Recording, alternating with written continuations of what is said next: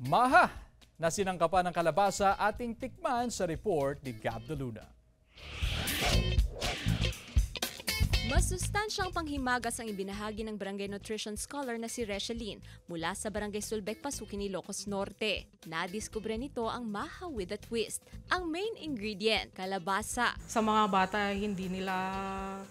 ayaw nilang kumain ng gulay.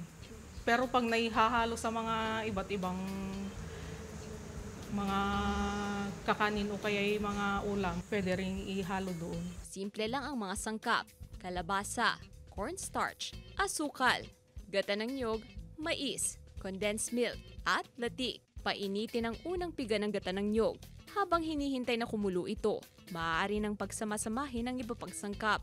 Ihalo ang cornstarch, asukal at condensed milk sa pangalawang piga ng gata ng niyog. Gawing puree ang kalabasa bago ito idagdag sa mixture. Ilagay ang mais at dagdagan ng mixture ng kaunting tubig. Pagkatapos haluin, maaari na itong idagdag sa kumukulong gata ng niyog. Kailangan lang daw ng mahabang pasensya dahil mano-mano itong hinahalo hanggang sa lumapot. Pagkatapos maluto, agad na ilagay sa bilao o container at palamigin.